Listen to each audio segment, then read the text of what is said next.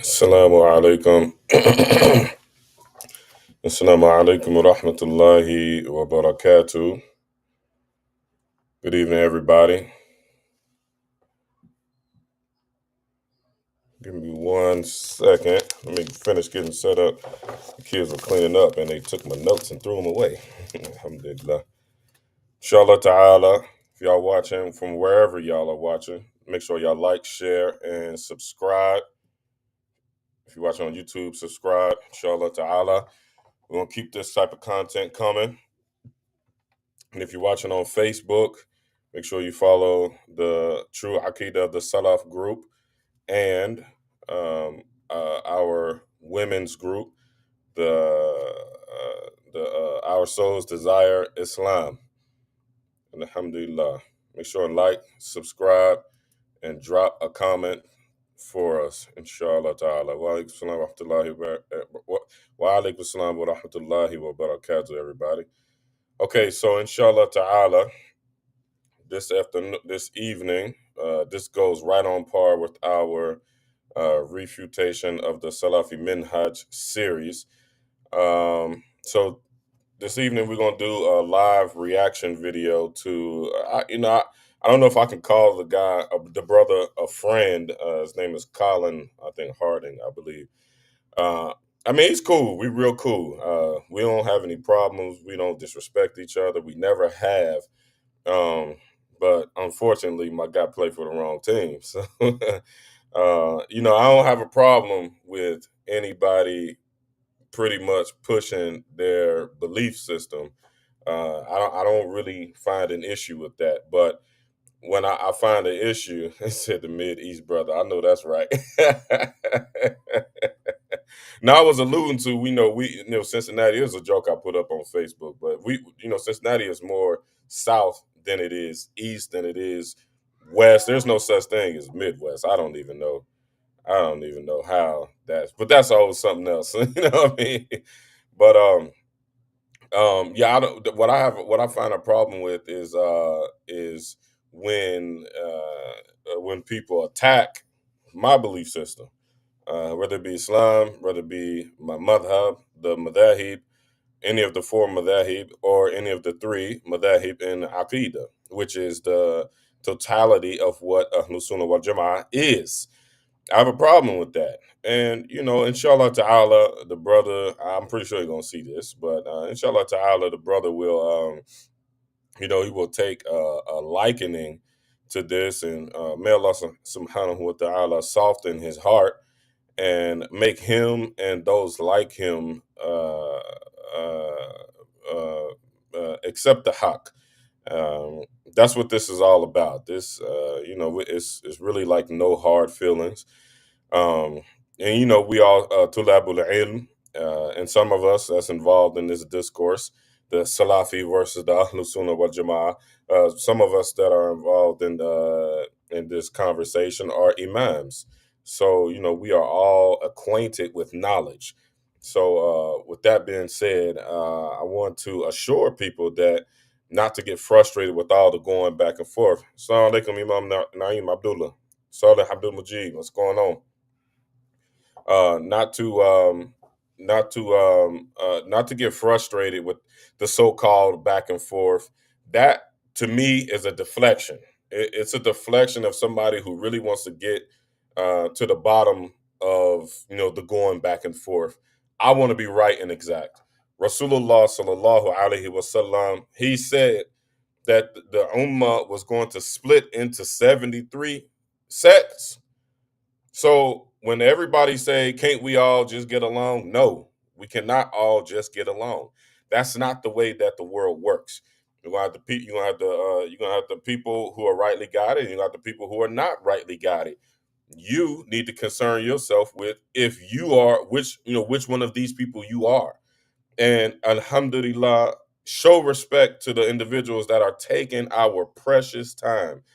I've been working on this. This is just a live reaction, but just to make sure that I'm right and exact with what I say and what I present to the people.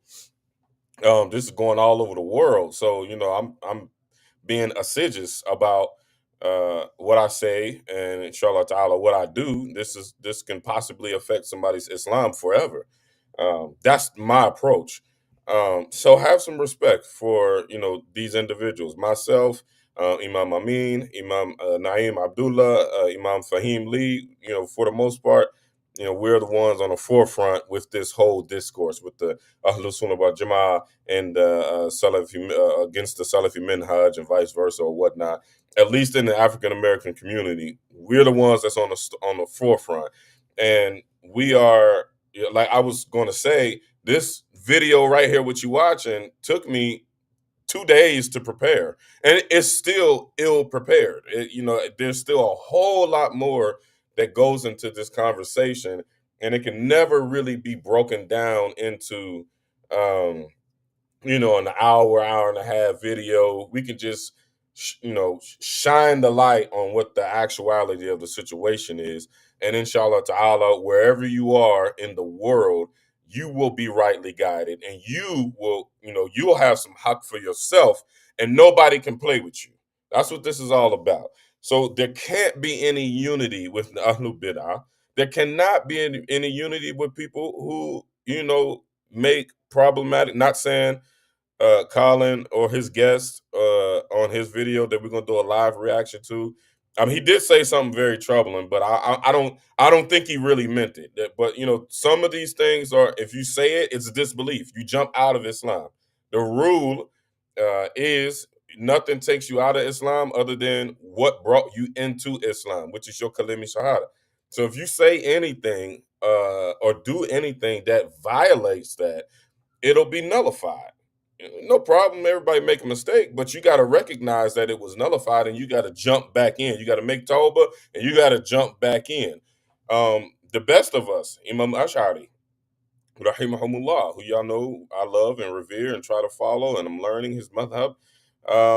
He was that way. He was a very he was a polymath. He was a very intelligent individual. It took him 40 years. He was with the Mu'tazila for 40 years. But as soon as, and I'm talking about at a scholarly level, not like us when we just making videos against each other, making Facebook posts about each other, and or maybe a brother might send you a voice message that you don't like. No, no, no, no, no. I'm talking about these guys are 500, 800 students in a setting and all of them going at it, intellectually, back and forth. Just like we watch football and they run up and down the field, they didn't do that back in those days. They used to go and meet at the masajid and certain different meeting spots, and 500 to 800 students of knowledge in Aima would be going back and forth with each other about, the stuff that we're talking about right now.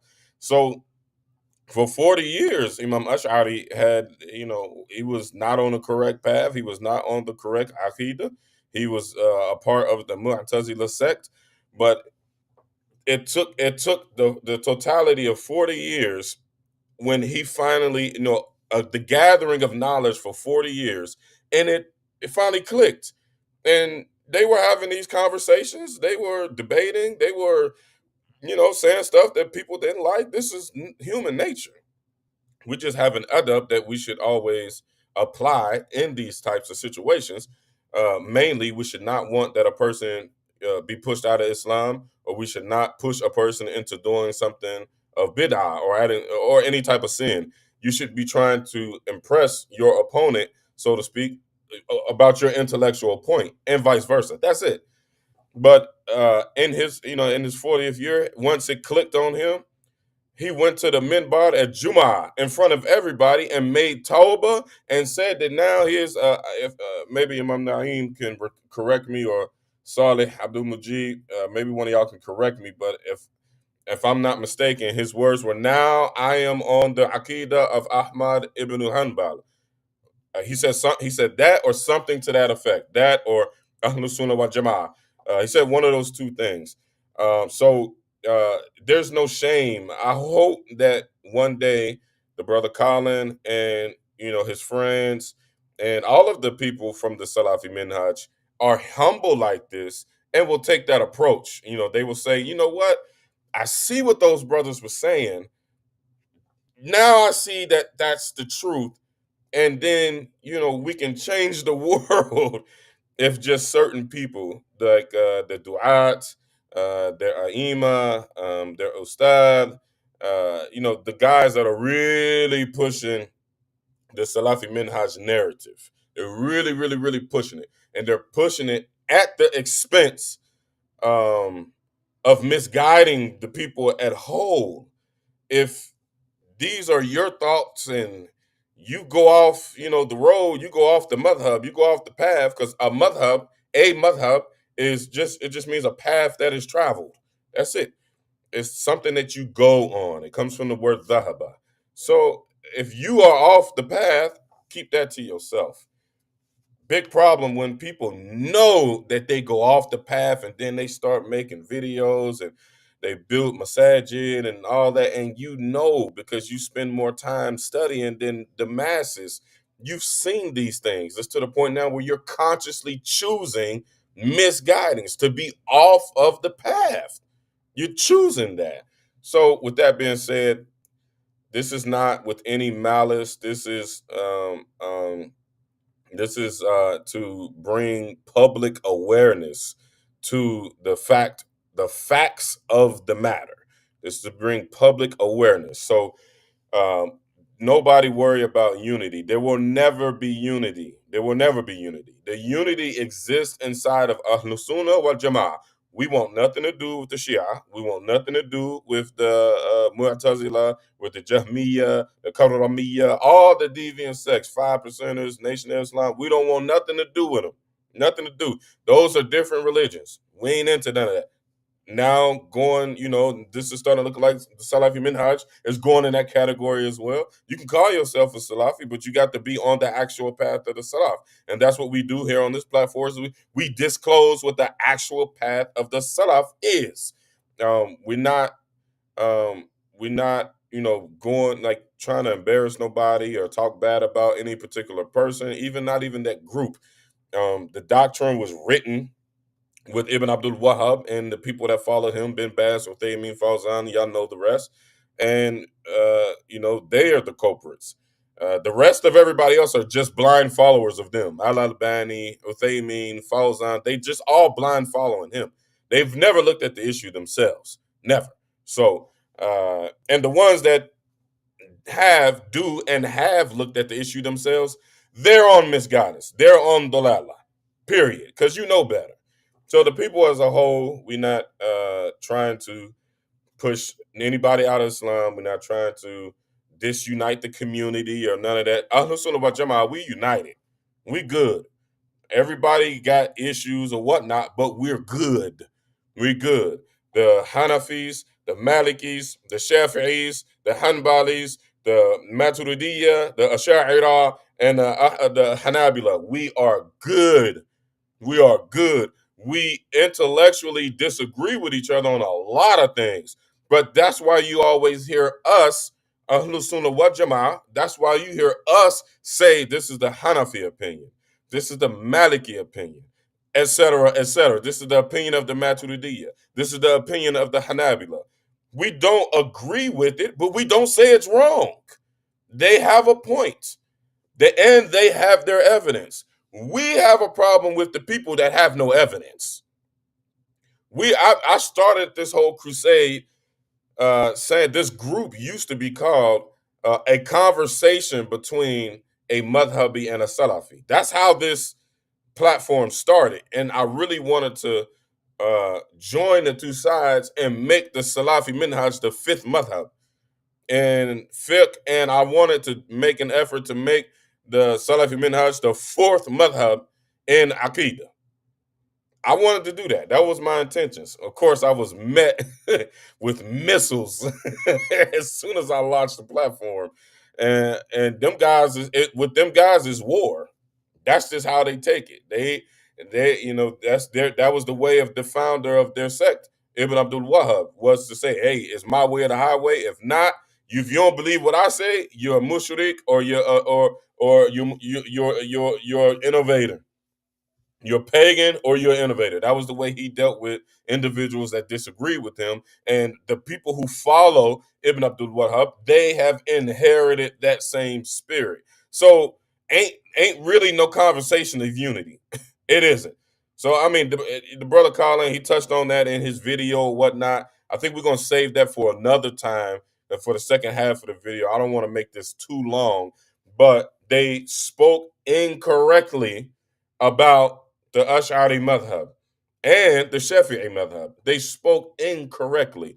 And I'm gonna play the video, I'm gonna play the certain clips in the video, and then I'm going to respond as an individual. I'm not in the Shafi'i madhab, but those are our brothers. But as an Ash'ari, from the Ash'ari madhab, I'm going to respond how we see it. They're not in the madhab. So they come into it with a biased opinion, and they come into it with preconceived notions from the Salafi minhaj, whether they be the kind the I call them we call them Taymis, the people who follow Ibn Taymiyyah, where they were Hanbali and fiqh, the best of them, the best of the Salafi people. They're Hanbali and fiqh, and they're Salafi in Aqidah, or the Taymi in Aqidah, not even so much Salafi, because Ibn Taymiyyah disagreed with a lot of stuff. Well, let me not say that. Ibn Abdul Wahhab disagreed with a lot of stuff that Ibn Taymiyyah said and did. Another conversation for another day. So, inshallah ta'ala, I'm going to play the video.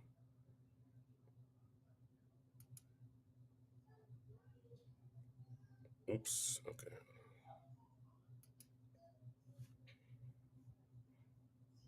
Give me 1 second. Sharing the screen.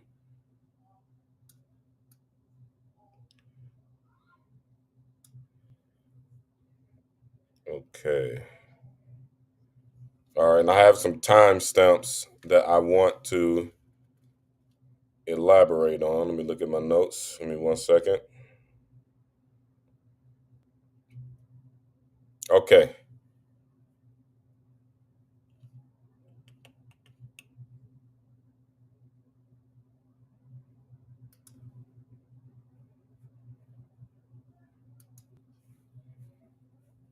Y'all let me know. Make sure y'all can hear it. All right, good family. We're Can y'all hear it? Can y'all hear it pretty back. good? Right, sorry about that. My whole Somebody give computer me a yes, crashed, and but I made sure to somebody give cut me a off the yes live if real y'all can hear quick it. so that we can. You The guys sound is good. wouldn't be waiting on a dead live, right? So we're here for part B of where we left off. Okay, then we're leaving off at I can't remember his name. Okay, Kulabi. No, Malika no, said who is it? No, yes. it's somebody else. Anthony Morel. Okay. Ibn Can what? y'all hear me over the video? Ibn Furak. Ibn Furak, right? And we left off with him basically saying that even if Abu Hassan Ashari didn't say the thing, right? Can y'all hear me when I'm talking during the video? We're gonna say you're gonna attribute it to it, yeah, All to right. him, So I'm right? going to. So this is the brother Colin. I don't know who this guy is. His name is Abdullah um, Luxi or the Luxi or something. He's knowledgeable. He is a knowledgeable guy. He's definitely a smart guy, a smart brother. He's very smart. Sadly mistaken, but he's very, very, very smart. And I don't know if we were too much. So they made this video in refutation to the Black Imams Roundtable. Imam Amin, Imam Naim Abdullah, and Imam Fahim Lee's platform that they have on Tuesdays. They have a theory that being conscious of the black struggle is asabiya. This is what the Salafis and the Saudis push in their brain, that we're not allowed to be conscious of our culture and the issues in our culture. I informed our imams, and they was like, "Oh, that's light work." And I asked Imam, man, I like, so I can get him, and they green lighted you. So I'm on your top. Me and Colin is friends. The guy on the left, I don't know, with the black guy, I can't tell which side or whatnot it is, but the guy on the left is Colin, and the guy, and I think I don't know if he's Arab or if he's white, but the Arab or the white brother, this is This is Abdullah Deluxi. And y'all can see I was blowing up the comments, and they didn't address anything that I said. The only thing that he said about me, and let me disclaim this. Let me disclaim this. The only thing that he said in response to me was that my Arabic was horrible because I don't say salaf, I say salaf. That's just the way I talk where I'm from. Like if we was laughing about this on Facebook earlier. We don't, we got more of a, we're in the southern hemisphere, if you will. We 5 minutes away from Kentucky, which is considered the South. So our influence is like that. It's not that I don't know how to pronounce Arabic. I can recite Quran until both of them go to sleep. So I just don't. I just, I'm trying to help the masses, teach the masses. Me sitting around just reciting Quran and putting a bunch of Arabic, that don't help nobody. Unless somebody want to sit down and we can go hard. Me and my right hand man, Nadir Abdullah. I just convinced him because he said people are lazy nowadays. For 2 years, I've been trying to convince him to teach Arabic. Me and him started out together. We graduated with Sheikh Ayub together, the whole nine. And he just started teaching the Ajurumiyah. Uh, 5 people show up. He teaches 3 times a week, uh, 15-minute lessons. He make it real easy, real simple. 5 people show up every single lesson.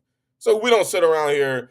We don't do like the Salafis do when they like, Alhamdulillah, nahmaduhu wa nasta'inuhu, ya Allah, ya ani musta'an, Allah musta'an. We don't do all that. That's all theatrics. When they doing that stuff, that's just to impress y'all who don't know Arabic. That's just to impress y'all with the Arabic.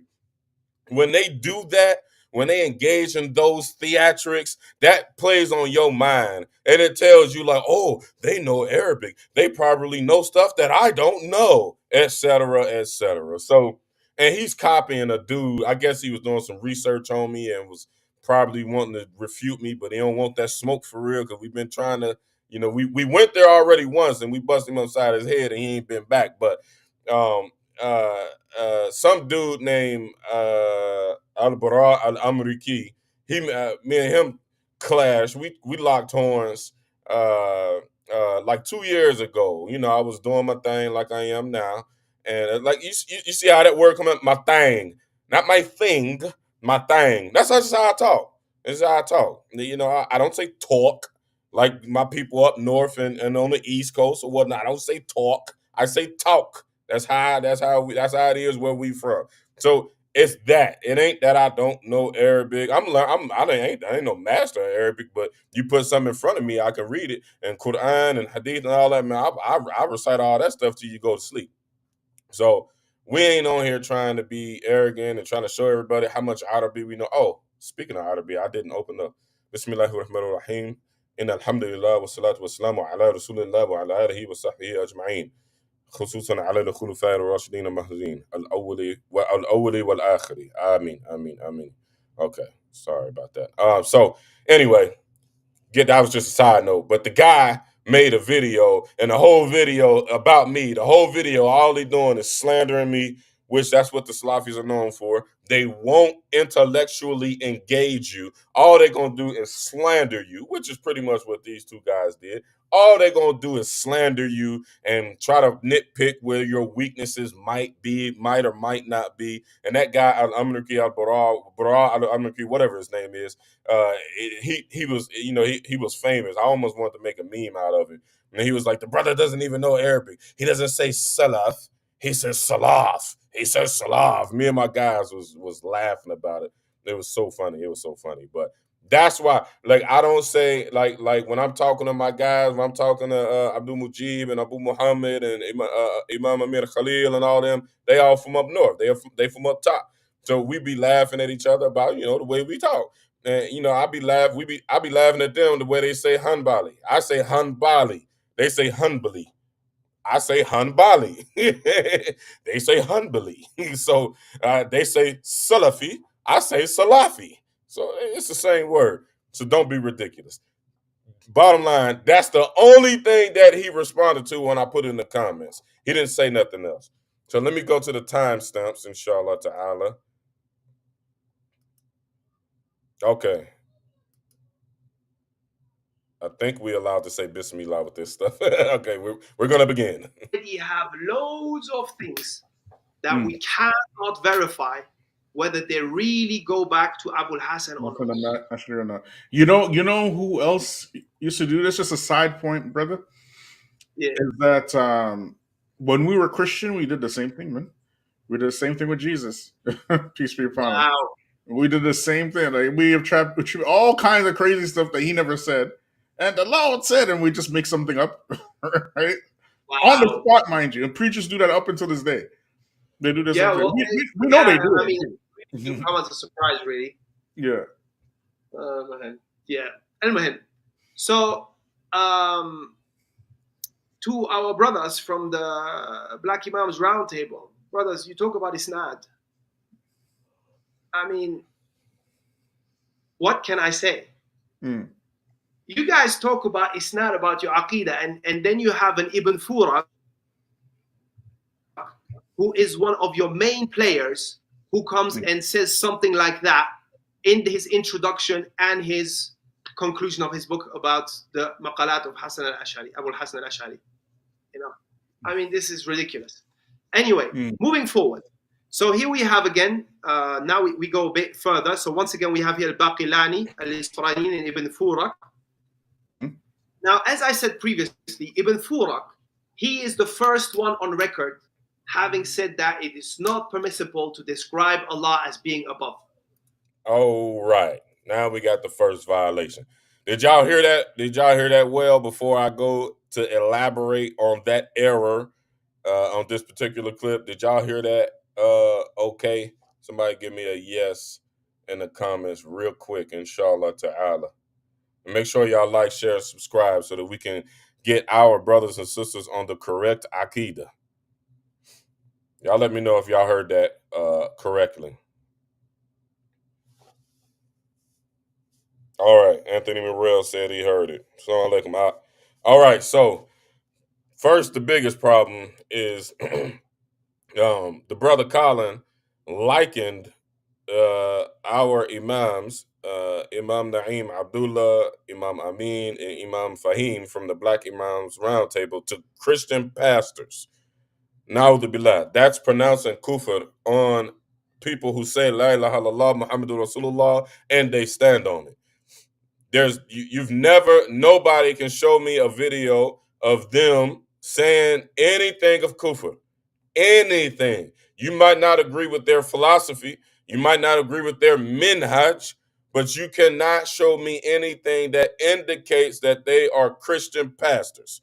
First problem, brother, you need to make tawbah for pronouncing takfir and likening our imams, your imams. These are imams that Allah subhanahu wa ta'ala raised. وَالَّذِينَ أُوتُوا الْعِلْمَ دَرَجَاتٍ. Y'all like Arabic, there goes some Arabic. Allah subhanahu wa ta'ala is the person that Allah subhanahu wa ta'ala is the one, not person. Allah subhanahu wa ta'ala is the one who raises people in different degrees. So you disagreeing with Allah subhanahu wa ta'ala by slandering our imams. Like them, love them, or dislike them. You cannot show me anything when they are going against the haqq or they're doing kufr for you to be able to justify your statement that this is what Christian pastors do. And he likened all of the Ash'ariyah to Christians, to non-Muslims, that we just make up something in the Bible and we go with it. So, brother, we invite you to make Tawbah in front of the entire world. I mean, it's appreciated if you do it privately, but it'd be appropriate if you did it publicly, because that's a huge, huge, huge no-no. Huge no-no. So, first thing. Second thing is they're doing the work for us. This was a very, very, very clever attempt to. So this is a actual nice sanad. It's very, very, very nice. Hats off to brother Abdullah, the Luti. I think that's his name. Hats off. He did a great job with this sanad. Now, this is evidence against the Salafis. Number one, you can't put Ibn Abdul Wahhab in this. You can't put Al Albani in this. You can't put Ibn Taymiyyah in this. You can't put Fawzan, bin Baz, all the people who are making the noise about the Salafi Minhaj. We have never heard the cacophony of the Salafi Minhaj before those individuals. There were remnants of it in the time of Ibn Taymiyyah. They took the errors that Ibn Taymiyyah made in the Aqidah, and they turned his errors into a madhab. Wallahi ta'ala, that's what the Salafi Minhaj is. They are a madhab, a minhaj of the mistakes of Ibn Taymiyyah. Na'udhu billah min dhalik. So none of those guys were there. That's the first thing. None of those, that's what y'all got to understand, and that's what they're deceiving y'all about. They're trying to trick everybody, and this is next to magic. This is next to magic. He pulls up an actual sanad, and mind you, since y'all like terminologies, all these people are salafiyun. They are the ahlus salaf. All these people were, most of these people, here, and here, were in the three blessed generations. Their scholars who made and propagate their belief system, none of them were there. None of them were in those three blessed generations. So, to my brothers Colin and Abdullah, I appreciate y'all putting this sanad together. We don't like to, on our end, we don't like to be hitting people over the head with, with stuff like this. But, sometimes you got to drop a bomb. And we talk about it. Not all the time have we, not all the time have we showed it to y'all. We got it on deck. It's on me. I got it on me. And if you want to, if you make me pull this thing out, I'm a bust. This will embarrass the Salafi Minhaj. So we have a sanad. Look, this is an actual connected chain. This is a chain. This is what myself, Imam Amin, Imam Naeem, and Imam Fahim, this is what we are hooping and hollering about all the time when we make these videos. This right here. So they did the work for us. I appreciate it. They didn't explain it correctly. I appreciate it. So y'all see that I gotta change my screen share. 1 second. But y'all see that he said that with no verification of where this comes from, etc., etc. Give me 1 second. He said no verification of where this comes from, blase, blase, wooty, wooty, woo, right? Okay, so he didn't give y'all the full sanad. Is this clear? Can everybody see this? Let me make sure that my software, boom, okay, I'm watching it on my phone. He didn't give y'all the full sanad, so I'm going to give y'all the rest of it. So you can't see it. Let me see if I can fix it.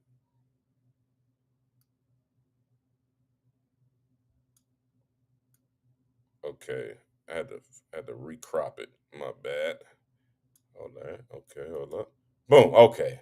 All right. Had to recrop it. So down at the bottom, they're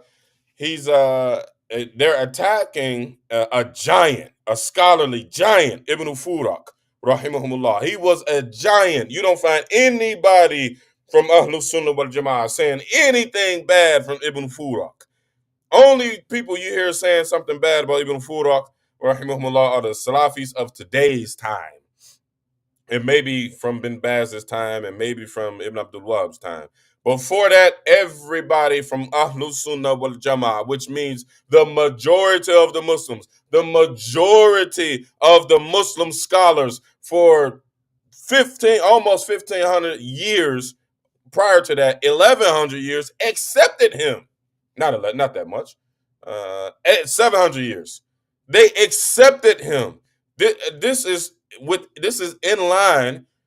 This is on par with what Rasulullah sallallahu alaihi wasallam prophesies, that his ummah, his community, will never agree on misguidance.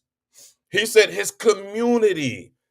So the fact that the majority of the community is Ash'ari and Maturidi, not to cancel out the Hanbalis, but I'm gonna leave that for y'all. Go and watch Imam Amin's series that he has with Imam Nuh Sanders about the Hanbali madhab.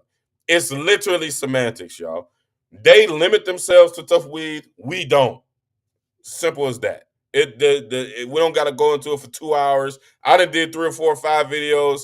We actually have a live Hanbali correspondent via Imam Nuh Sanders, Hafidahumullah, with Imam Amin and the Black Imams Roundtable. They tackling that, y'all, and I shared it in our group, so y'all can watch that for that. Right now, we pulling the smoke. So, um, so that's in like so the fact that all of those scholars and the sanad that they put forward, and this sanad that I have here right here with me, which is a sanad from Ibn Furak, this is one of his chains, one of his pathways to the rightly guided. So the fact that him and everybody in this sanad and these two sanads were accepted, that is an indication of the truth of the prophetic hadith from the Prophet Muhammad sallallahu alaihi wasallam, that the ummah as a whole will not agree on misguidance. It's not, Allah subhanahu wa ta'ala is going to protect his religion. He promised us that in the first ayah of Surah Al-Kahf. He said that this is the Quran and this is his book, and no corruption will ever come to it. No corruption will ever come to it. So for the Salafis to come along and say that, oh, the Ash'ari and the Maturidiyya and those good Hanbalis, they have deceived the entire universe for generations, that violates that prophetic hadith. And all they talk about is Quran and Sunnah, according to the way of the Salah. Well, that's an actual hadith that you're denying the reality of. What Ahlul Sunnah wal Jama'ah, the vast majority of the people are Ash'ari, Maturidi, and Hanbali. They all agree that the Salafi minhaj is wrong. The Salafi Aqidah is wrong. The Salafi fiqh is wrong. All of them. The Hanafis, the Malikis, the Shafi'is, the Hanbalis, all of them. Is this not that hadith? Come on, is this not that hadith? Going forward. So the person that he's slandering, Ibn Furak, rahimahumullah, as you can see, he was in that time period of the Salaf. He was in that 3rd generation. He died in the 4th generation, which is the early generation of the Khalaf, the students of the Salaf. Of the Salaf. One of his teachers was Abul Hassan al-Bahili. The dates for his for when he was born and when he died, maybe one of y'all could put it in the comments. I could verify it, but he was Ibn Furak's teacher, so we know that he was inside of that 3rd generation, which is another prophetic hadith. Y'all all know the hadith about the 3 blessed generations. Follow me. And they also talk bad about Abu Hassan al-Bahili, and we're gonna get to that. The next one, Abu Hassan al-Bahili, he was a student of the great Imam Ash'ari.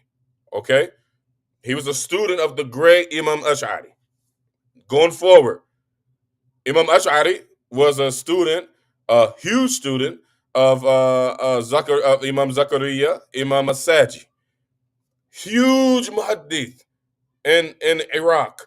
Huge muhaddith. Like, everybody accepted him. If you look at what the scholars said about any of these people in this sanad, any of these people, nobody said anything bad. There might have been people that disagree with a point or two. Nobody said that any of these people were not on the haqq. Okay? So, Imam Saji, one of his teachers was the great Imam Muzani, arguably the biggest and greatest student of Imam Shafi'i, rahimahumullah. And also, al-Rabi'a, al-Sulayman. They lived in the same time period, so he might have spent time with both of them. But he probably is. It looks like to me, y'all correct me if I'm wrong, that he spent more. That Imam Saji spent more time with Imam Muzani than he did with al-Rabi'a. So, these were both, they were both mentioned as his teachers, and these were both mountains in Ahlus Sunnah wal Jama'ah. Mountains. Their intellectual contributions to the Ummah cannot be compared to anything that the Salafis have ever done, from Ibn Abdul Wahab on down to this current time. Can't even compare. None whatsoever. And obviously, Imam al-Rabi'i and Imam Muzani were great students of Imam Shafi'i, rahimahumullah. Great students of Imam Shafi'i. And we know Imam Shafi'i's sanad. We know it. I'm presuming that y'all know it. I couldn't really figure out how to make it all like one thing, and I had to resize this sanad. I'm still, I was in jail, so I'm still learning computer stuff. So I could have made another one, but I don't think it's relevant. I presume y'all pretty much know that Imam Shafi'i was in the golden chain of narration of hadith with Imam Malik. Okay, he was in the golden chain. You can't argue with none of that. All right. So the fact of the matter is, from Ibn Furak down, he went from Ibn Furak to Imam Ash'ari, and he stopped there.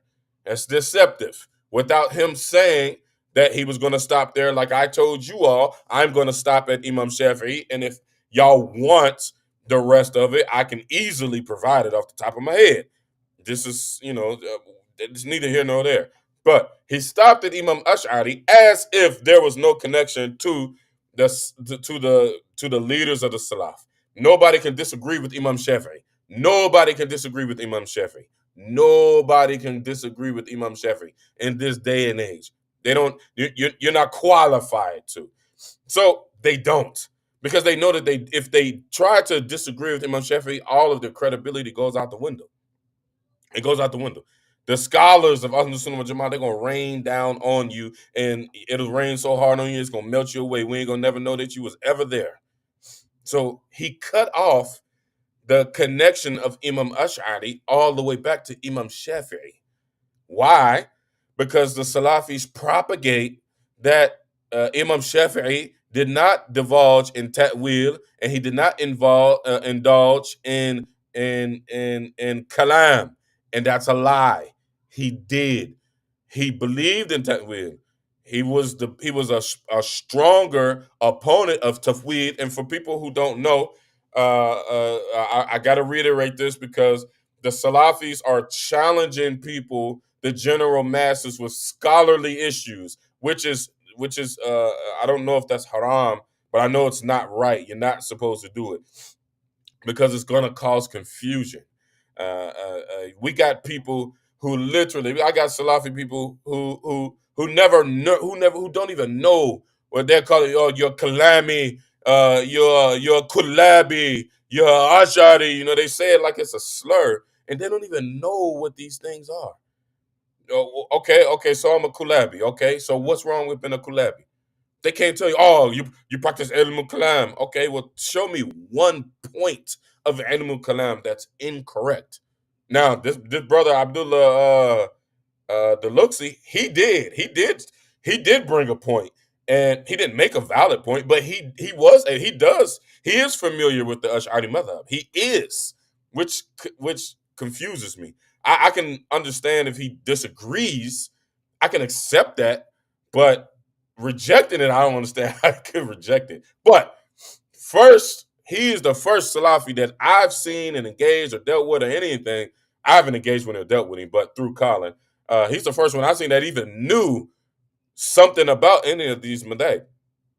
Most of them don't know they left from their right. I said, okay, well, are you mufawwid or are you muta'awwil? They said, what? Excuse me, brother? Oh, I'm a Salafi. I follow Quran and Sunnah according to the way of Salah. That's how they answer that question. They don't even know what these concepts are. So they're being challenged. Go upstairs. Go upstairs. Hurry. And put those socks up. Those not toys. That's why he lost. They're not even familiar. They're being taught to hate people according to propaganda, and they blind following. They don't even know why they're hating us. All they know how to do is call you a seemingly bad name. Your Kulabi, your Kalami, your Jahmi, your Karami. Well, tell me what the Jahmiya believe. Tell me what the Karamiya. Tell me what they believed, and before you can say that I'm that. And when you tell me what they believe, then go to my madhab and show me where my madhab agrees with this deviancy. Sidebar, side note, it was the Ash'aris and the Maturidiyya who destroyed the Karramiyya, who destroyed the Mu'tazila, who destroyed the Jahmiyya. All these people, they're calling us these people and these deviant sects when it was us who destroyed them. Wasn't no Salafis there. Nobody was during this time period in the first three generations walking around calling themselves Salafi. They say they follow the Quran and Sunnah according to the way of the Salaf. That's just a mantra. That's a bar out of a rap song. That's it. That's not an asal in any madhab. In any madhab. During this time period, the three blessed generations, there was nobody walking around calling themselves a Salafi. Excuse me, a Salafi. According to my uppermost northern brother. He not even from the United States. He's speaking on black issues in the black community. Now one of them ain't even, oh, excuse me, there I go again. Neither one of them is even from the US of A. So they can't even talk about what we got going on over here. They can't. You ain't never seen it. You ain't never experienced it. You can't tell us, you or no Arabs, no Indians, nobody that's not an African American can't tell us what we got going on where we at. Just like we can't tell y'all what's going on in Arab, we can't tell y'all what's going on in the Maghreb, we can't tell y'all what's going on in Philistine. We can't do that. We can assist each other, but we can't effectively tell y'all what y'all got going on. Y'all got y'all scholars, everybody got their scholars wherever they are, and it seems like it seems very racist.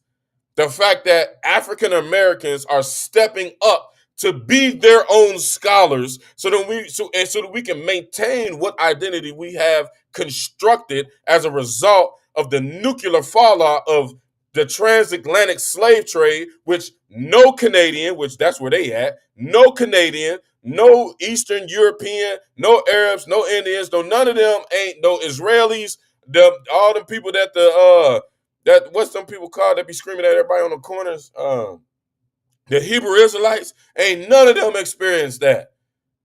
Ain't none of them. So the fact that we're stepping up and standing on our own 2 feet appalls you all is sickening to me. Honestly, it's sickening. It's obvious. It's really sickening. That's another conversation for another day. Back on topic. None of those guys who call themselves Salafi or believe what Ibn Abdul Wahhab believes, or for that fact, or for the fact that matter, Ibn Taymiyyah, none of them were there. So now y'all getting it live and y'all getting it live and can't nobody have an excuse. If you got an excuse after you watch this video, you have chosen Dalala. You have chosen misguidance because we're giving you the hawk right here. All of the people who we follow, they lived in the time period of the three blessed generations. They lived in the time period of the Salaf. They lived there. Not only did they live during that time period, they were the leaders. They were the ones that were building the very culture that we fighting and killing each other over. We ain't killing each other, but that what we fighting over. All these Aqidah wars and all this. They are the ones, Imam Ash'ari, Imam Bahili, Imam Rabi'i, all these people in this Sanad, all these people, Ibn Furak, Bayhaqi, Samarkandi, all these people built Ahlus Sunnah wal Jama'ah. So you are a twisted individual if you think that you can go to that golden time period and undo everything that they did. You are twisted. And I hope y'all make Tawbah from this twisted mentality. I'm not just talking. I'm not just calling somebody a bad name. I'm not disrespecting anybody. I'm dropping the hawk on you. This the hawk. So let me close this point right here, or this part of the video when they made an error. The problem with this, with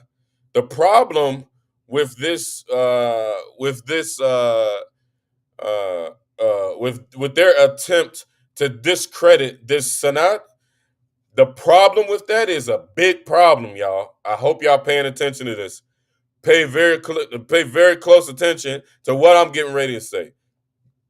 Imam Muslim, y'all know the great muhaddith, Imam Muslim, like Sahih Muslim. He said in his introduction, had it not be for the sanad, the asanid, the chains of narrations, and y'all seen Mr. Abdullah make fun of us, like, oh, you're talking about it's not. Oh, I don't know what to think. Imam Muslim said, had it not be for the asanid, anybody could say anything. What does that mean? If you are not in one of these chains, you don't have a right to speak. The only right that you have to speak is to do what our scholars say is nakal. You are allowed to convey what was said. You can't say nothing.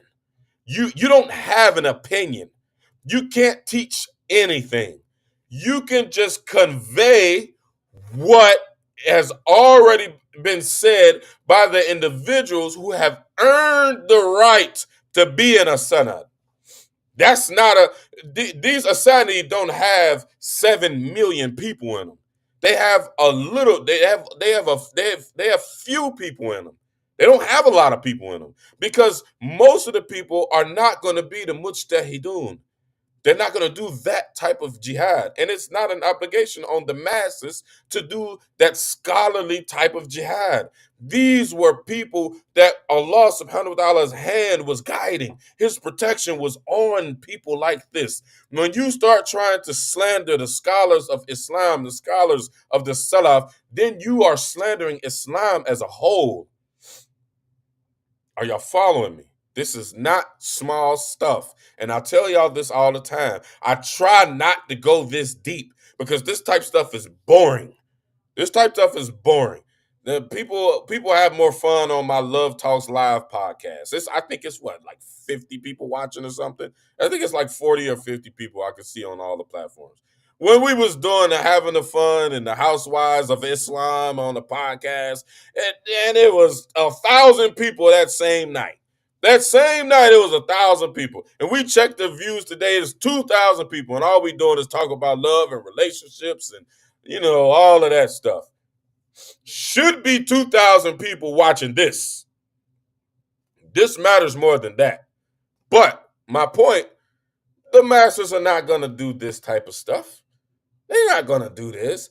They're not going to sit there for days and hours and weeks and months and years to be able to get an understanding about these types of things. So you have to protect the scholarly legacy that we have. You have to. You have to protect it and you have to respect it. Period. If you discredit this sanad, if you discredit it, there is no Islam, brothers and sisters. There is no Islam. Islam was chest to chest, heart to heart. They said that Imam Bukhari, he left Russia. He lived in Russia. He walked, and I think from on an animal, some type of animal. Maybe it was a horse, a camel. I don't know. But he walked and rode an animal from Russia to Iraq so that he can learn more hadiths, so that he can write a book that would service the ummah forever. Forever.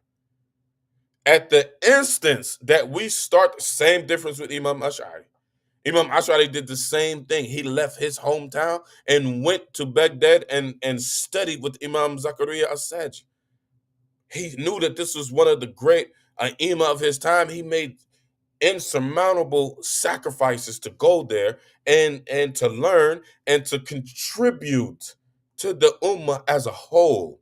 These human links, these are living links back to our beloved Muhammad Muhammad, the messenger of Allah sallallahu alayhi wa alihi wasallam. Without these people, you have no access to Muhammad. I know most of y'all don't know that, but when you're dealing with a hadith, it is a hadith or anything in regards to Islam. It is so and so from so and so from so and so from so and so back to Muhammad sallallahu alayhi wa alihi wasallam. That is Islam. That is the unique, divine, intellectual system that Allah subhanahu wa ta'ala gave to the ummah of Muhammad sallallahu alayhi wa alihi wasallam. When you start playing with the asanid, when you start playing with it, now you're a mubtadi'. Now you're an innovator. You're taking people out for no reason. Nobody is even qualified nowadays to examine the people in the chains and to say that they're legit or they're not legit. That does not exist today. It does not exist. Only thing that we can say, and even the best of our scholars today, only thing that we can say is what was already said about those people in those time periods, because we were not there. We did not know Imam Ash'ari on a day in, day out basis. We didn't know Ibn Furak on a day in, day out basis. But our A'imah did. They did know them, and they made reports about it. You are out your mind. You are out your rabbit. You know what mind. If you think for 1 second that our A'imah, why do you think they call them Hafiz? Hafiz doesn't mean somebody who remembers something. That's not what that means. Since y'all love Arabic so much, a Hafiz is not somebody who remembers something. A Hafiz is somebody who protects something. Y'all got an Arabic lesson just that quick from the bad talking Arabic person. A Hafiz is a person who protects something. By memorizing it and knowing it, you're protecting it. This is how beautiful the Arabic religion of the Arabic language is. When they call people like Imam Ghazali, rahimahumullah, Hujjatul Islam. Hujjatul Islam. He's the proof of the truth of Islam. Nobody ever called Ibn Abdul Wahhab those names. Nobody ever called Al-Albani those names. Nobody ever called Fawzan those names. Scholars, not laymen's, who fall in love with personalities. That's it. We fall in love with and blind following and sometimes even worshiping personalities. We ain't dealing with the facts.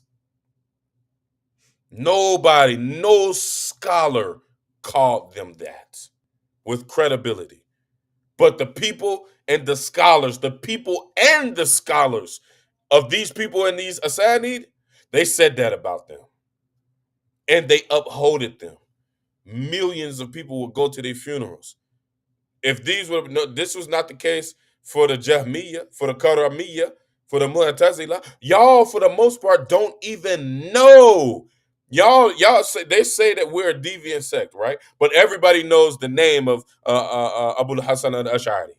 Everybody knows the name of Abu Mansur al-Maturidi. Everybody knows the name of Ahmad ibn Hanbal. Everybody knows the name. When you say I'm Maturidi, I'm Ash'ari, I'm Hanbali, everybody knows the names of those founders. I bet 3 people can't tell me the names of the founders of those 3 deviant sects: the Mu'tazila, the Karamiyya, and the Jahmiyyah. I bet you can't nobody tell me right now, real quick, before y'all even get the chance to Google. I bet you 3 people can't tell me the names of the founders of those deviant sects.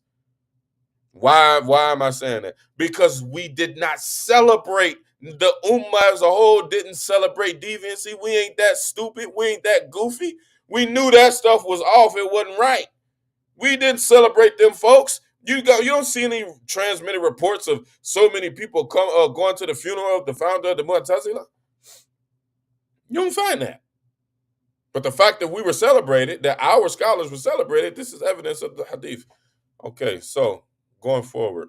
So now y'all see the sanad, the actual full sanad. So from Ibn Furak, if we can keep going down. But this video is already an hour long. I ain't even got to 1, 2, 3, 4, 5. I got 5 points, but maybe we have to make another video. But um, from Ibn Furak, who he attacked and said that he was the first one to ever say that Allah subhanahu wa ta'ala was not above. I wonder where Ibn Furak, who is in an actual chain of transmission. So they didn't realize that this is an actual chain of transmission. This is not a chain of friends that like to go out for milk on the rocks on a Saturday night. This is a chain of transmission, meaning from Ibn Furak, from Ibn Furak, from Bahli, from Ash'ari, from Ash'ari, to Saji, from Saji to Muzani, from Muzani to Shafi'i, Shafi'i to Malik, Malik to Nafi, Nafi to Ibn Abdullah, Abdullah ibn Umar, excuse me, to Rasulullah sallallahu alayhi wa alihi wa sallam. He ain't tell you that. They didn't say that. They just stuck these names together in this beautiful slideshow that he created. But he did not tell you that this is a chain of transmission. So I wonder, where did Ibn Furak get the idea that Allah subhanahu wa ta'ala is not in the sky or in any of the 7 skies or above it or on the side of it, beneath it? Na'udhu billah. I wonder where Ibn Furak got that idea from. And if he was a Muqtadir, why is his name in a chain of transmission? How come so many other people who were not even scholars? I'm pretty sure there was an idiot at that day and time. How come that idiot's name isn't in the chain of transmission from Ibn Furak to Bahili to Ash'ari?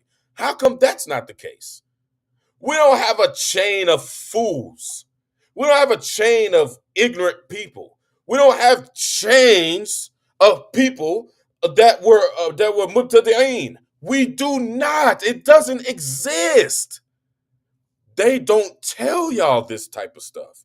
It is a scholarly conversation, but I felt the need to do this refutation on this particular video because stuff like this circulates, and this is what's dividing the community. Not us. We're not undoing what has been done in the time of the Salaf.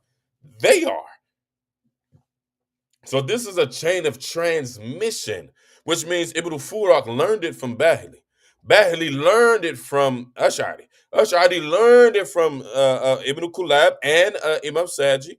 They both were his shuyukh in both, and they both were Shafi'i, and they both, were of this madhab. Imam Ash'ari's madhab didn't really exist at that time, but they were both of the madhab that Allah subhanahu wa ta'ala is not in the sky. Imam Saji got it from Muzani. Muzani had the same belief as Shafi'i, etc., all the way back to the Prophet Muhammad, alayhi salatu wassalam. Why do we say that this is the belief of Rasulullah sallallahu alayhi wa alihi wasallam? Because the Prophet Muhammad sallallahu alayhi wa alihi wasallam said to us in the hadith, the Prophet, he said, Allah subhanahu wa ta'ala existed before anything existed. Before the Arsh existed. Before which they say that Allah is sitting on, na'udhu billah. Before the Sab'a Samawat, the 7 heavens, before the direction of wherever the 7 heavens are, before direction itself was created, before creation was created to put direction inside of it. I hope y'all get the point. This was the madhab of Rasulullah sallallahu alaihi wasallam. This was the aqidah of Rasulullah sallallahu alaihi wasallam. How in the world does it make sense? They tell you don't do kalam. Now we're getting ready to do some ilmu kalam. You're going to hear him and all these guys, you're going to hear them saying it, oh, he's a kalami, he does ilmu kalam, and they making fun and all that, right? We're getting ready to do some kalam. So we have the ayahs that Allah subhanahu wa ta'ala is on the throne. We have the hadith, the sound hadith. Is haram to reject it. We have the hadith when the Prophet Muhammad said, Allah subhanahu wa ta'ala existed and nothing else existed. So the throne and the samawats, these are things that are created. So if Allah is on that and Allah is in that, then how does that make sense when it at one point in time did not exist? So that means through logic, they hate that word. They don't want y'all to think. They don't want y'all to use your brains, even though Allah told you to use your brains. Afala tafakkarun. Afala ta'akilun. I forget the ayah. It was another ayah I was going to say. I can't think of it right now. The ayah, I know, the translation, Allah subhanahu wa ta'ala said that what is wrong with them that they don't do dhikr of the Quran? Or is the matter that they have a lock on their heart? So if you're not doing the dhikr and the tafakkur, it means that you have a lock on your heart. So you can absolutely use logic. So with the principle of logic, with the Ash'ari and the Maturidi concepts of logic and kalam, we know that it does not make sense. We know through conclusion that if something had not existed, the one who brought existence into existence can't be inside of something that didn't exist at one point in time. He had to be outside of it in order to make it exist. That doesn't make sense. That means that Allah does not exist. That's just common logic. There, see? The kalam didn't hurt you. It didn't throw you in the hellfire. You're still a Muslim. You're still a good Muslim. Now you're an even better Muslim that you have that understanding. So when you have a hadith and you have an ayah of the Quran, or you might have conflicting ayats of the Quran, you have seemingly conflicting ayats of the Quran. Allah subhanahu wa ta'ala said that he is near to everybody, he's closer to everybody than the jugular vein. But then it says that Allah subhanahu wa ta'ala is on the arsh. This is conflicting. How can he be there and be here at the same time? That's conflicting. In that case, you have to do one of two things. You have to do one of two things. Now y'all getting into the gritty stuff. Now you're getting into now you're a tulabul ilm. Now you're a talibul ilm. Now you're learning. We ain't podcasting. We're learning right now. You got to do one or two things when you get something conflicting like that. You either do tafweed, you do tafweed. You'll say nothing about it. Allah said that. That's all I'm saying is what Allah said. Or you can make ta'wil. And you can give a figurative interpretation. And give the appropriate figurative interpretation. That's it. You can do nothing else. What the Salaf didn't do was say that these were actual and literal hakikatan. What you see in the Salafi Aqidah literature. That's what you see in their literature. This is hakiki. This is literal. You will never find it in the time of the Salaf. Never. Never. It's not there. Actually, the books of the time of the Salaf, if you want to read the books, if you want to learn about being a true Salafi, you got to go back to the books of the Ash'ari. You got to go back to the books of the Maturidiyya. You got to go to the books of the Hanabila when it comes to Aqidah. And also fiqh. You got to go to the four Imams. Nothing else was even written. I mean, there were other madhahib written. Nothing else has survived that was written. So if you want to transform yourself back to transport yourself back to those three blessed generations, you want to do that, guaranteed you're going to be hard pressed trying to find a book of Aqidah that has the ideas of Ibn Abdul Wahhab in it. It didn't exist. It came in spurts and in fragments with the Mu'tazila, with the Jahmiyyah, with the Mushabbi, some other Mushabbiha, the Karramiyya. It came, bits and pieces of it came with those guys, and it was squashed. And the only reason why we know who those people are is because of the Ash'ari Imams. Is because of the Maturidi Imams. It's because of the Hanbali Imams. That's the only reason why you're saying those names. Jahmi, you're Mu'tazili, you're Karrami, you're Kulami, you're Kalami. They saying all this stuff about you. The only reason why they allowed to say those words is because the Ash'ari and the Maturidi and the Hanabila wrote about it, and they said this is what they said, and this is the position of Ahlus Sunnah wal Jama'ah. You got to go back to those books, and you guys are slaves to our intellectual property. Put it like that. You guys are slaves to our intellectual property. Okay, so I hope I closed my point on that. I guess I can only get one more point, and we're gonna have to close it up, and I have to pick this video up from another time. So, okay, it's ready. Whereas his contemporary, his colleague Al-Baqillani, student from the same sheikh going to Abu al-Hasan al-Ash'ari, Abu al-Hasan al-Bahili, he is on record in his book saying that Allah is above us, above his throne. All right. And so, you see, you guys talk about isnad. Please, man. Like, yeah, I mean, man, it's a little bit comical, right? Yeah. When it starts saying that stuff, it hurts. right? It's just a bit weird and comical, and especially, you know, they start repeating this stuff because the reason why they do that is because they wanted to have like some sort of legitimacy, right? Their whole belief system. But ironically enough, if you want to convince a Salafi or of anything, it's actually quite an easy job. You only have to do one of two things, really, right? Either you're gonna quote something from the Quran or quote something from the Sunnah. You'll be able to convince them. Right? Exactly. It's quite simple. We don't need all these verbal gymnastics or anything like that. But that. All right. So, and this will be the last point, and I'll let y'all get back to y'all Monday evening. I have three more points, but we'll make it another video for another day. Maybe. It's important to have the conversation, so we definitely gonna have to jump on it. So, the problem with that is y'all can see the Sanad. Y'all can see the Sanad right there. If you look at the highlighted Ibn Furak, and then you look at Isfaraini next to it, and then next to that you say Al-Bakalani. Again, they're slandering giants in Islam. Nobody will find anybody saying anything bad about Al-Bakalani. He was a pillar in Aqidah, and he was pivotal in Aqidah in the time of the Salaf. Okay, so these guys were buddies.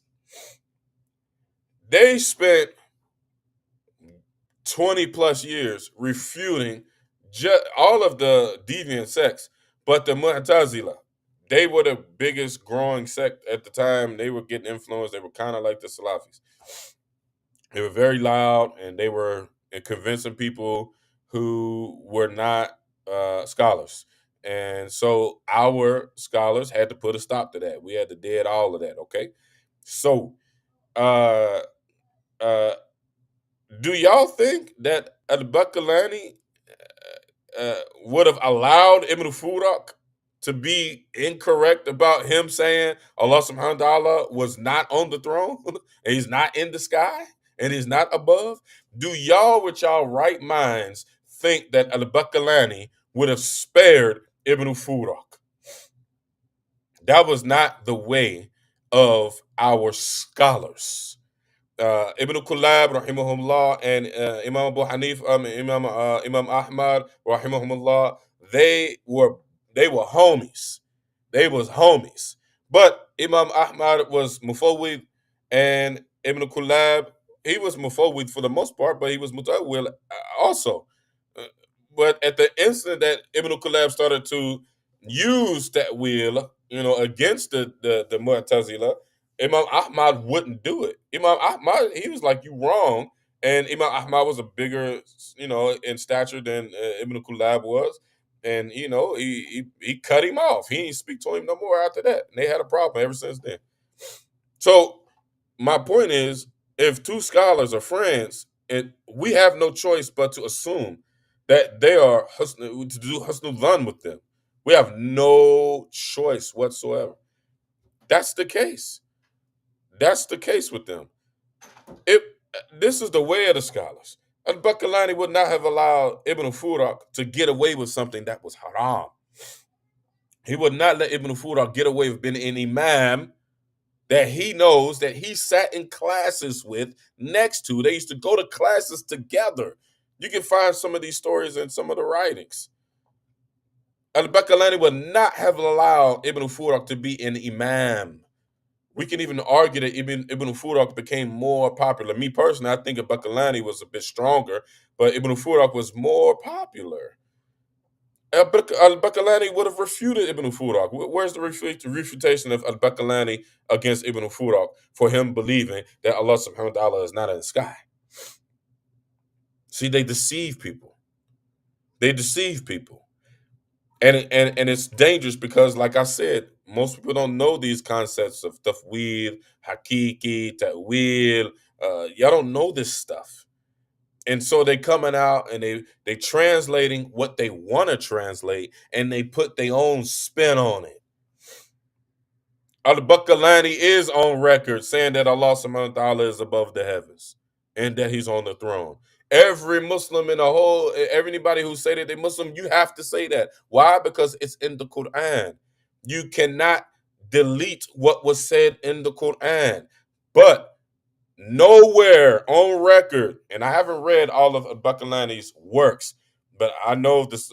I've seen scholars make the claim, and I know my scholars have also made the claim.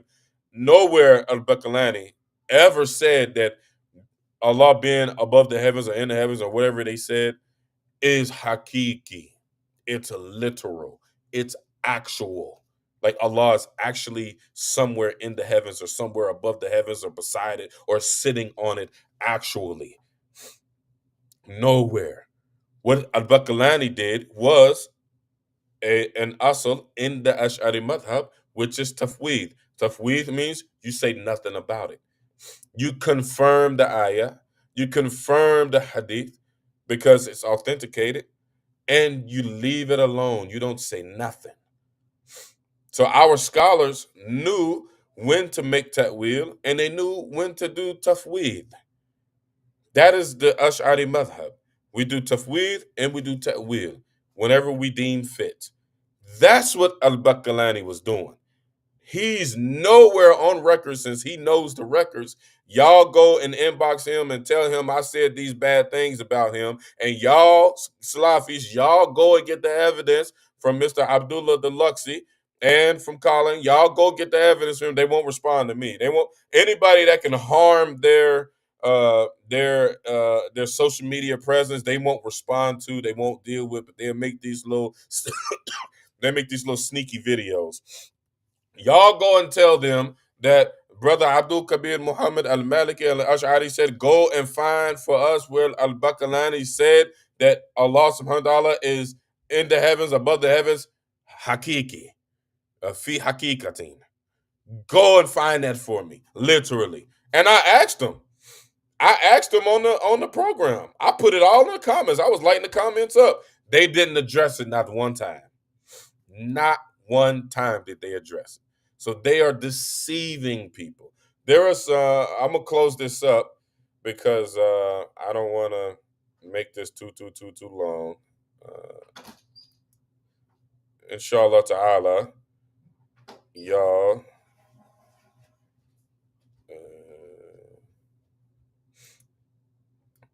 Inshallah ta'ala, that was that was understanding. Y'all understood that, I should say. There are some comments. Make sure y'all like, share, and subscribe so that we can correct the Aqidah of the Muslims, inshallah ta'ala. Okay. I got way more yeses than I saw. I wasn't looking on my thing. My bad. I slowed the video down, waiting for y'all to respond to my questions in here. But they on these streaming platforms, they separate which each platform. I'm streaming on 4 different platforms right now, 5 different platforms. So they separate the comments. And stuff. So somebody said, "I mean, we hope and pray they submit to the correct aqidah humbly. I mean." Somebody asked, "What about Ibn Taymiyyah?" Who I can't see who said that. I'm pretty sure I can answer your question. Ibn Taymiyyah made errors, giant errors in regards to Aqidah. He was an authority in fiqh. He was not in Aqidah. Um, Even though he did say some right things in the Aqidah, but even in his own madhab, in the Hanbali madhab, he is not murajjih in the madhab for Aqidah. He's murajjih in the madhab for fiqh. And as far as I understand, he's like 9th or 10th in reference. There are much, before there's a chain of command that you go through before you get to Ibn Taymiyyah. But the Salafis love Ibn Taymiyyah because they built their religion off of Ibn Taymiyyah's mistakes. Ibn Taymiyyah made mistakes, and they are well known. And Imam Amin did a whole series on the mistakes of Ibn Taymiyyah, where he compared the statements of the Salaf and the statements of Ibn Taymiyyah. He did it in a whole series. So I advise y'all go and watch that series. It was very comprehensive. Very comprehensive. Somebody says, so they follow the Wahhab guy. Yes. They blind follow the Ibn Abdul Wahhab guy. He said, I'm confused about all these people. So all those people, this is really not the program for you. I believe that's a sister that said that. I can't see, as y'all see, it says Facebook user. Yeah, so yeah. Ibn Abdul Wahhab, Al Albani, Al Fawzan, Uthaymin. Yeah, those are the big ones. Stay away from anything that has been written by them or anything that has like any Salafi modern day scholars or whatnot. They know most of the time they have like Salafi Minhaj or something on their books. Stay away from them.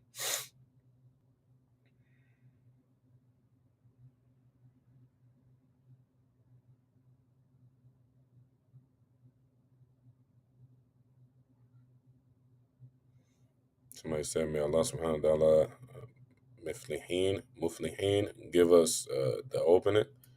I mean,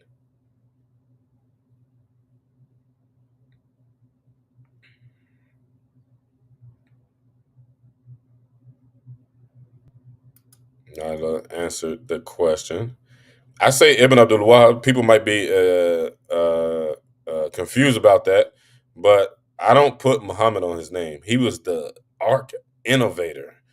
I would say of all time. He was an arc innovator of all time. So I don't put our beloved's name on this guy's name. I just call him Ibn Abdul Wahab. And the scholars refer to him as Mawi, Muhammad ibn Abdul Wahab. They refer to him as Mawi because they just don't want to say Muhammad and then say his name, the rest of his name, who he was after that. Wa alaikum salam wa rahmatullahi wa barakatuh, Ismail Ali. So Ibn Taymiyyah was a Salafi, and Qayyim, they meant Ibn Qayyim. I think that's his name. Yeah, Ibn Qayyim. So Ibn Taymiyyah was not a Salafi. Salafis never existed. The Salafis began to exist during the time of Ibn Abdul Wahhab. He came in 1200 years after the Prophet Muhammad sallallahu alaihi wasallam. I forget what that corresponds to for today, like the 1700s, 1800s in today's time. So he was not, Ibn Abdul Wahhab was not part of the Salaf. Um, he came with all this innovation, and Ahlul Sunnah wal Jama'ah, the scholars of Ahlul Sunnah wal Jama'ah, they branded him with his innovations. They said, okay, you're not Ahlul Sunnah wal Jama'ah. which is Maliki, Shafi'i, Hanbali, Hanafi, or Ash'ari, Maturidi, or Hanbali. I think I said it already. He said they concluded you're not that, so you're your own thing. You're doing stuff we've never heard before. So anybody that follows you, they are a Wahhabi. They are a person that subscribes. It's like I subscribe to the ideas of Ash'ari. I'm Ash'ari. I just subscribe to the ideas of Imam Malik. I'm Maliki, etc., etc. Uh, Same difference with them. So they called them the Wahhabiyya, the people who follow Ibn Abdul Wahhab, because they wanted to separate it. They were like, this is not Ahlus Sunnah wal Jama'ah. They believed that. They said, this is not Ahlus Sunnah wal Jama'ah. And in the time, even his own brother refuted him. Just like I was saying before, Bakalani would not have allowed Ibn Furak to get away with Kufa and teaching everybody Kufa and writing books about Kufa. He would have not allowed that. Ibn Abdul Wahhab, who was the arch innovator, I think, of all time, his own brother and his own father refuted him. They don't talk about that. Only thing that you hear the Salafi say is, oh, they had a problem and they were jealous of Ibn Abdul Wahhab because he became more popular than they did. He was not more popular than his brother Suleiman and his father. Abdul Wahhab. He was not more popular than them. They were authorities in Najd. They belong to they are in the chain. They're in the chain going back to Ibn Taymiyyah, going back to Imam Ahmad. They were in the chain. Ibn Abdul Wahhab used to be in the chain. He broke it with his ideas, but they were in that chain of transmission. They were more popular. The only reason why people know the name of Ibn Muhammad ibn Abdul Wahhab and not Sulaiman ibn Abdul Wahhab is because Muhammad ibn Abdul Wahhab slaughtered everybody who didn't believe what he believed. He slaughtered him. He even allegedly, there's even reports that he even killed his own brother. He for a fact tortured his own brother, but he killed his own brother. Ibn Taymiyyah never did that. Ibn Taymiyyah, well, he did fight people, but he fought in wars against the non-Muslims, though. Ibn Taymiyyah did. And Ibn Taymiyyah was friends with the Ash'ariyah. He fought in wars with the Ash'ariyah and the Maturidiyah. He put his life on the line. He trusted the Ash'ariyah and the Maturidiyah in a war at the time. I forget the name of the war. I know somebody scholarly can put it in the comments. I know y'all know the war. I forget the war, but Ibn Taymiyyah, he just intellectually disagreed with people. In my opinion, I don't have too much of a problem with Ibn Taymiyyah. Ibn Taymiyyah was just his own person. I think he thought that he was a mujtahid, like a scholar of the highest level, but he wasn't. It didn't work out for him. He tried and it utterly failed. So he was definitely a scholar of the highest quality inside of the Hanbali madhab. He was a Hanbali. He was not a Salafi. The Salafi and Wahhabi, none of that stuff existed. None of that existed. Ibn Taymiyyah came in the 7th century. He was 700 years after the Prophet Muhammad, Sallallahu Alaihi Wasallam, which was 500 years before Ibn Abdul Wahhab, 500 to 600 years before Ibn Abdul Wahhab. But Ibn Abdul Wahhab and Al-Albani and all the Salafi scholars, they subscribe to the controversial matters that Ibn Taymiyyah was in trouble for. He almost lost his life countless times for uttering kufr. He beat all of his trials, but he was put on trial by the scholars of Ahlus Sunnah wal Jama'ah. He was put on trial for uttering kufr. He had problems with Aqidah. He beat the cases, mind you. He beat the cases, but no matter of fact, the last case he didn't beat.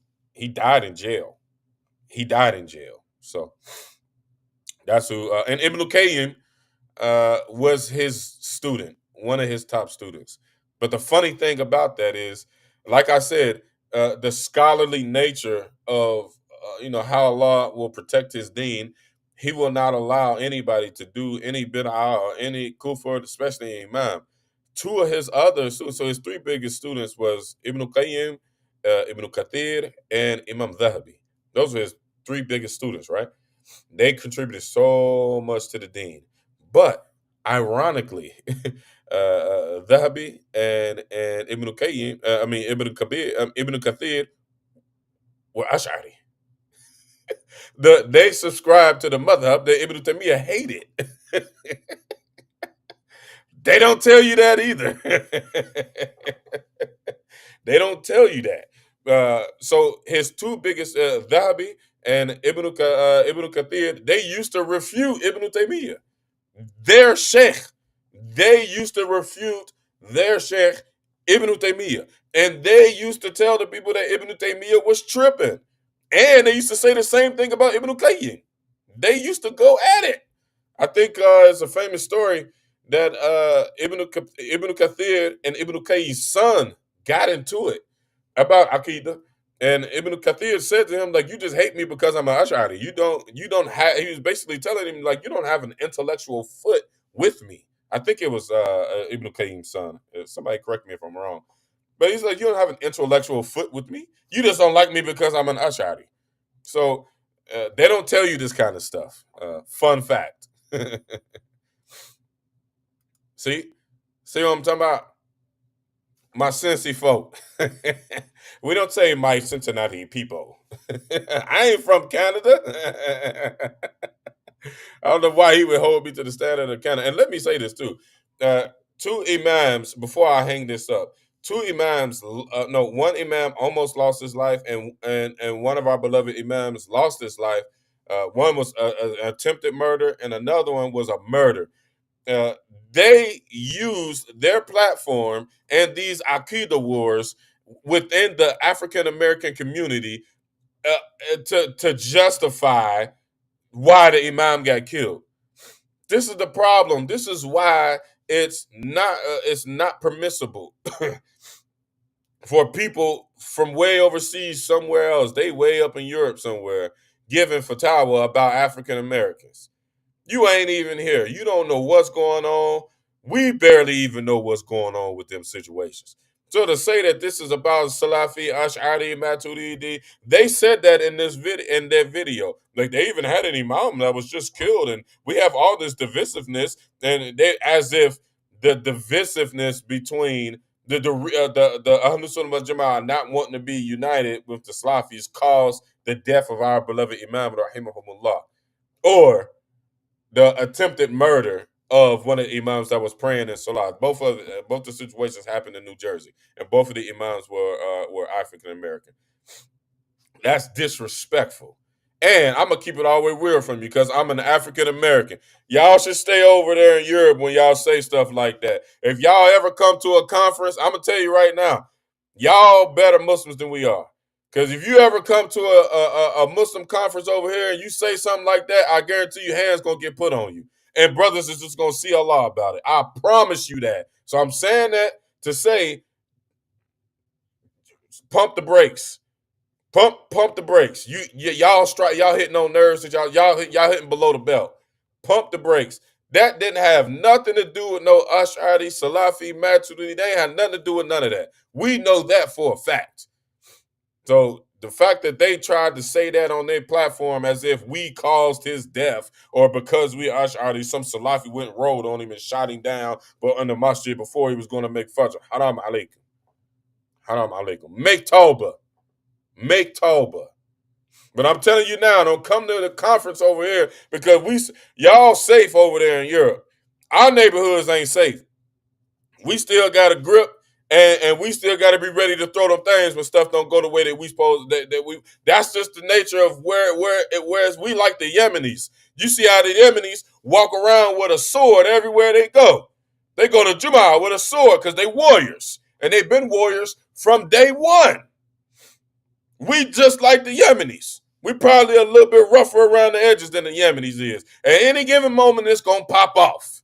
I'm telling you right now, it's going to pop off. And if y'all get to talking like that, somebody going to hit you in your kisser. I'm telling you right now, somebody going to hit you in your kisser. Keep this stuff intellectual. Don't hit below the belt. That's sickening, man. Don't do that. Don't do that. And I know y'all didn't mean too much by it, but nah, don't play them games. Don't play like that. I'm telling you right now, somebody gonna hit you in your kisser. So y'all better stay in Europe with your conferences and all that stuff.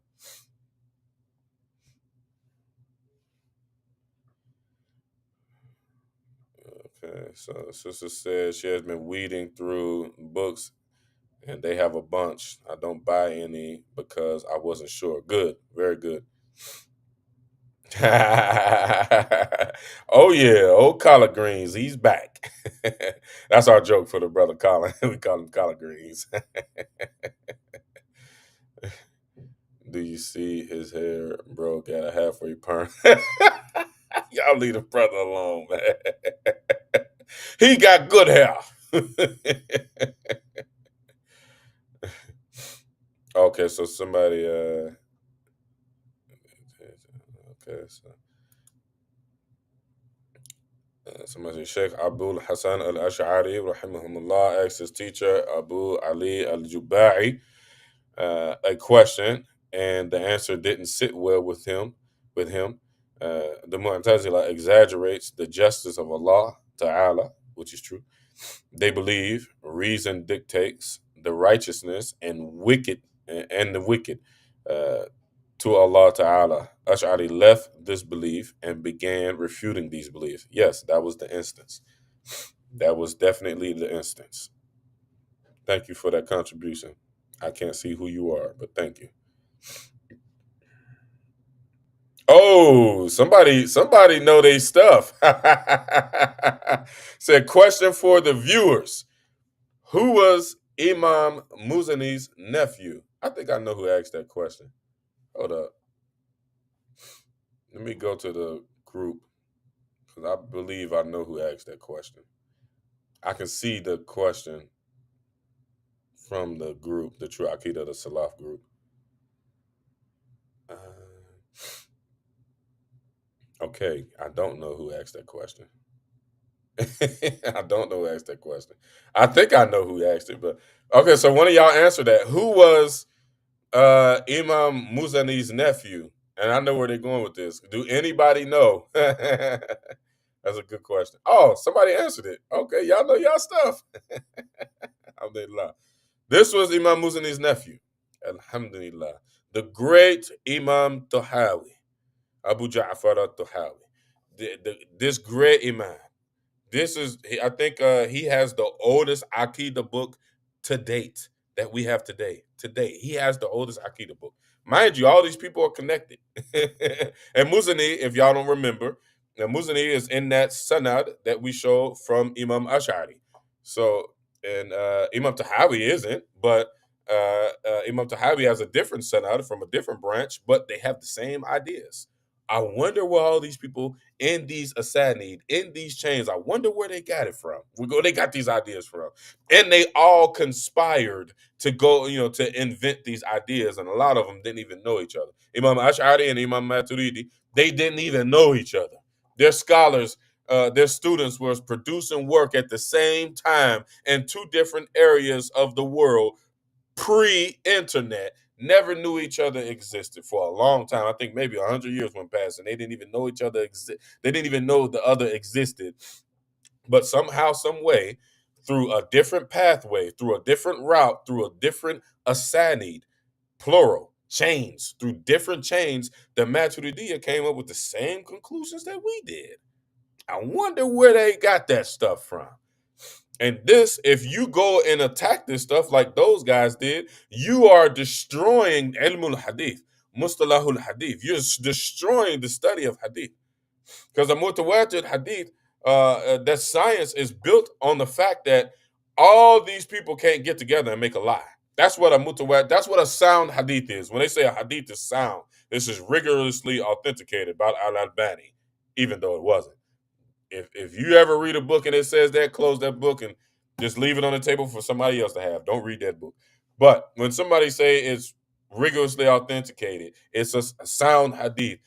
That concept means that so many people reported this particular text. That's the matan, the particular text in each generation, mind you. That's called mutawatir. That's a sound hadith.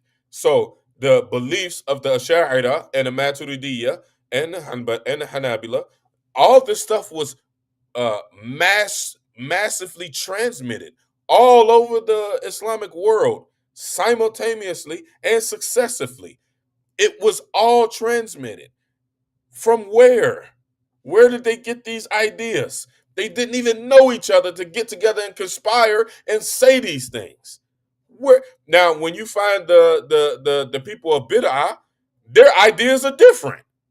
The ideas of the Karamiya are different than the Jahmiya. They're different than the Mu'tazila. They're different than the Murji'ain. They all are different. They all had different sifat. The Shia, they all had different, stuff. They weren't the same. Nor did they have any living asani back to some authority in the time of the Salaf who taught them that, who taught their sheikh, who taught their sheikh, who taught their sheikh, all the way down to the founders of those deviant sects.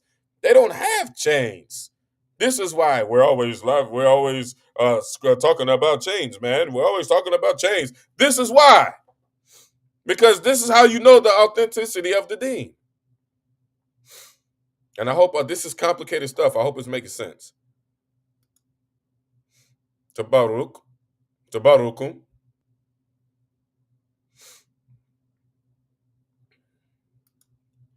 Speaking of chains, remember 100,000, hundreds of thousands of hadith with the chains. These aren't people you can just say, oh, he was the first one to bring this idea. Nah.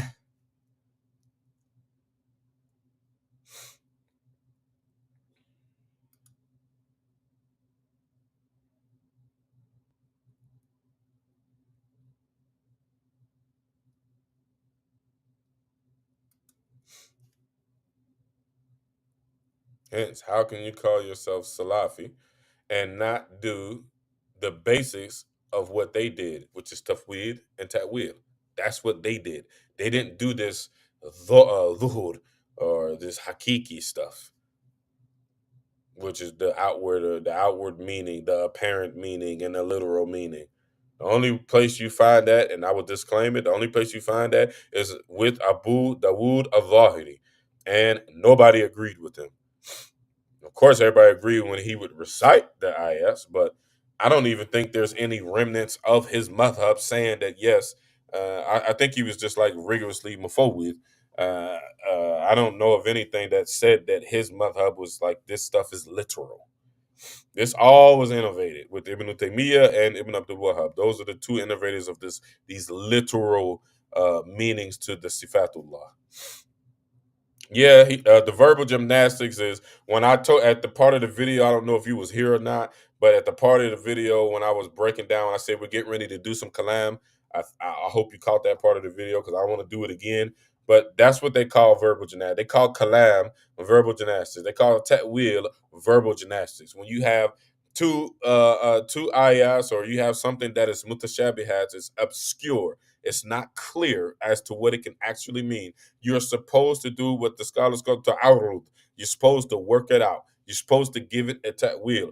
But you have to be an usuli. You have to be acquainted with the methodology. The usul means the methodology on how you reach a particular conclusion. In this matter, it's aqidah. You had to have been an usuli scholar. So not just any Tom, Dick, or Harry can just read some mutashabihat verses and say, okay, this is what this means. No.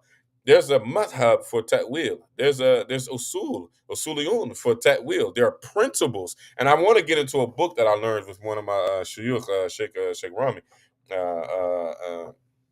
The Ifjam of Imam Ghazali. He actually goes through the usul of ta'wil and tafwid. It's a beautiful book, very beautiful book. I want to get into it. Maybe after we do the Aqidah of Bayhaqi, we get into that book, inshallah ta'ala. And we'll teach you all what tafwid and ta'wil is in the Ash'ari school, that is.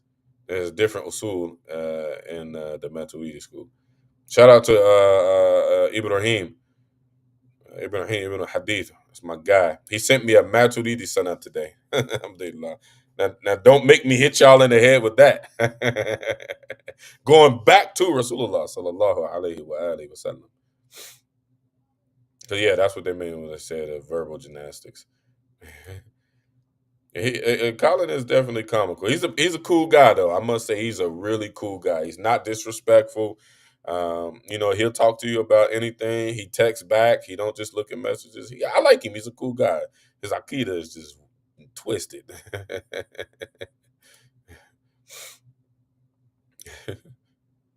So we need part 2, inshallah ta'ala. May Allah subhanahu wa ta'ala give me the tawfiq. I'm trying to get through some comments, make sure it wasn't any important questions. For sure, Imam Malik rahimahullah never would call Ibn Abdul Wahhab by the name Muhammad. Absolutely not. I just posted about the proof and statement of Ibn Kathir saying that he was an Ash'ari. Yeah. They ain't gonna like that. Wa alaikum salam wa rahmatullah. Yeah, I'm back. I'm back. Doing the analysis statement. Some people said Ibn Taymiyyah. Somebody said Ibn Taymiyyah's family. I wasn't aware of that. See, we building, we mixing the science. They said Ibn Taymiyyah's family even was trying to get him to denounce his errors.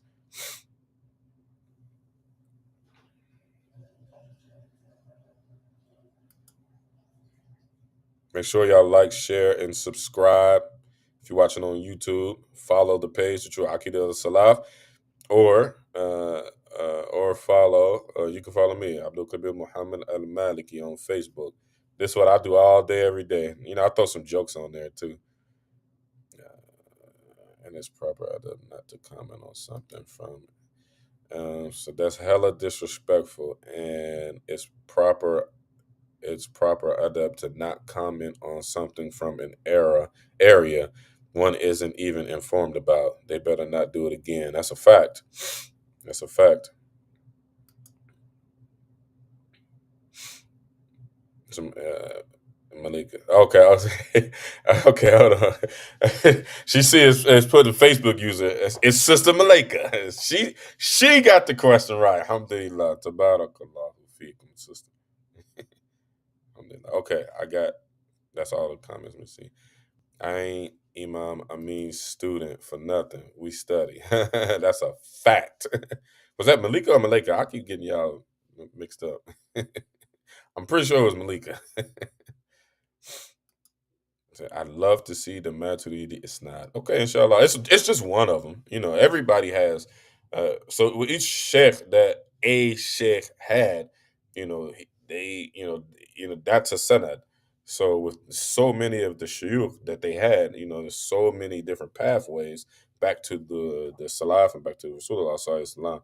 But yeah, the brother Ibrahim Ibn Hadith, he one of our top contributors to the platform.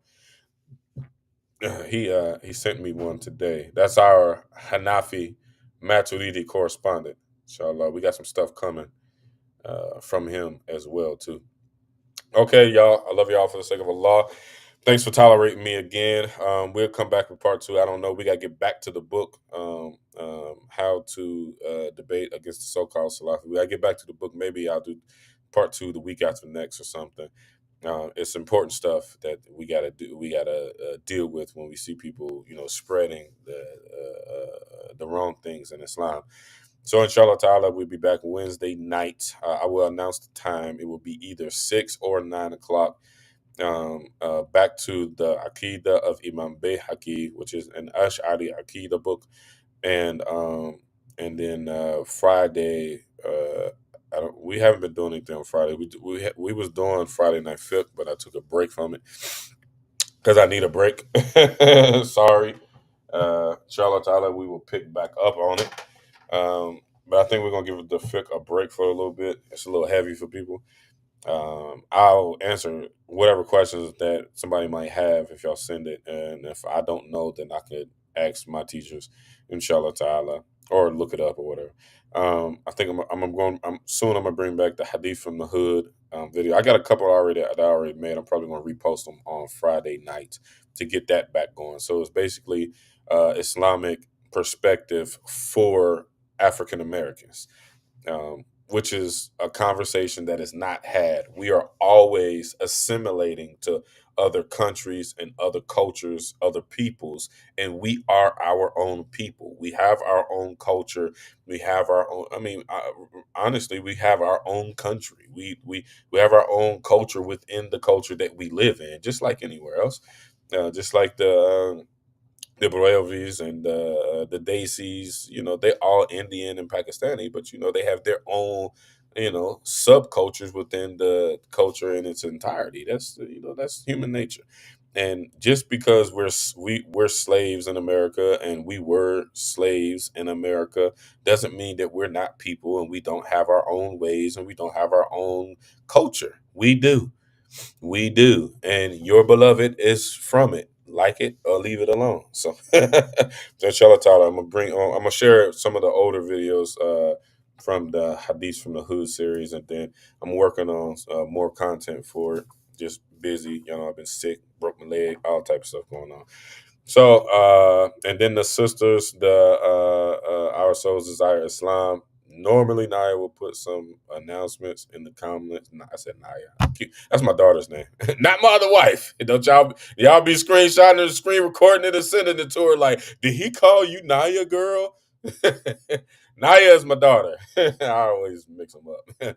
That's what she does. She sister. I'd be like girl, and I'd be like woman. So many females. So, but normally Nyla would put some announcements. I don't know what they have coming up, and I don't know the schedule. So, the sisters in the sister group, keep a lookout for the announcement of what they're going to be doing. I know they have a topic Friday, which I might have to adjust the time for Hadith on the Hood because I can't let it overlap with their podcast. They have the women's podcast Friday, the Power of Four. So just keep an eye out for the announcements. Keep an eye out on the True Akida the Salaf page for the announcements of the classes. And Saturday we are going to have another Love Talks Live podcast, just talking about relationships, marriage and relationships in the Muslim community and in the African American community as a whole. I can't speak on Pakistani Arab culture and Europe because I'm not none of that. That's when I say African American, don't lose your mind. I'm an African American. I cannot speak and I will not speak on what people got going on in their cultures. And I would appreciate it if people will stop doing that with us. I would really appreciate it.